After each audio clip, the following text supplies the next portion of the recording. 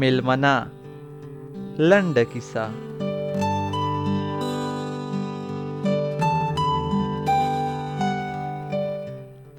هماغسې په ځیر ځیر مې ورکتل، ماضي مې ذهن محاصره کړی و، سترګې مې ګرمې شوې.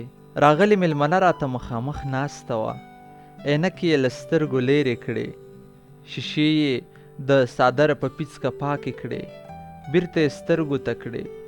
لمسۍ مې راته متوجه شوه، نارې یې کړې، هله چې نیکه جان ژاړي.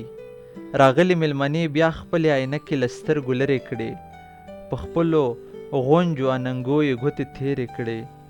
نوې انګور مې کوټې ته ننوته، پر مخ یې غورځېدلي څو تاره ویښتان د غوږونو شاته کړل.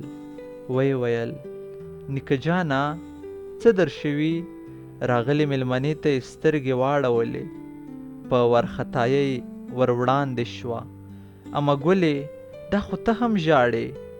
راغلې میلمنې ما ته وکتل، نوي انګور ته مې ورغاړې شوه، په نیمه ژړغوني غږ یې راته وویل: ته تر اوسه هم؟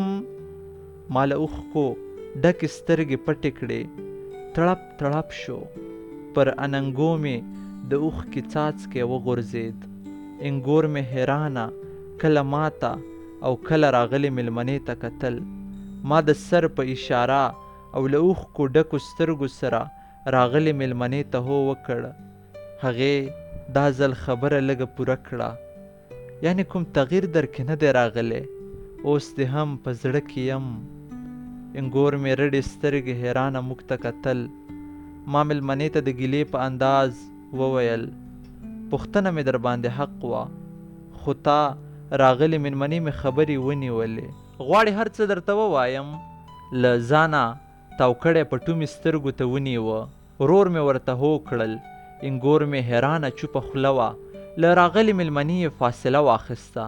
میلمنه په خبرو راغله، پیغلتوب و، زما هم خیالونه لوړ وو، او تا ته چې مې کتل زړه مې نه منلې. کله کله خو به مې لا له ځان سره دا هم ویل: زه به اوس ایله له دې سره واده کوم.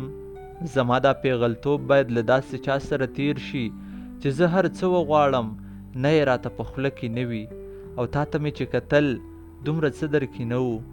خو که اوس درته رښتیا ووایم په ماضي پښیمانه یم، او ما باید داسې نه وی کړی. انګور مې زما خوا ته راغله، راغلې میلمنه لګیا وه. یو وخت داسې راغی چې غوښتل مې له کومې خوا د شمېره پیدا کړم، خو خپل غرور اجازه را نه کړه.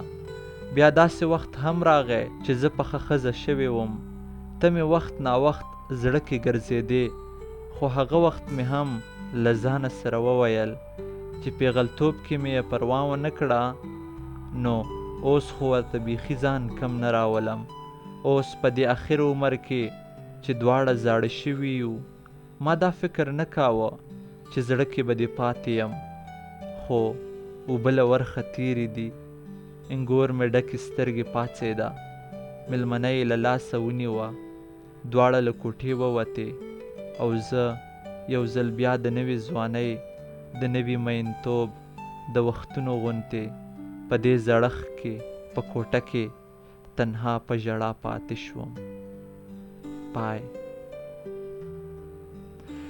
د سادات ټي وي ټولو درنو اورېدونکو، دغه وه زموږ د نن ورځې لنډه کیسه چې ما سید ادریس سادات تر تاسې در ورسوله. هیله ده چې د خوښې وړ مو ګرځېدلې وي، تر څو پورې چې زه د بلې لنډې کیسې لپاره ستاسې درانه حضور ته راځم.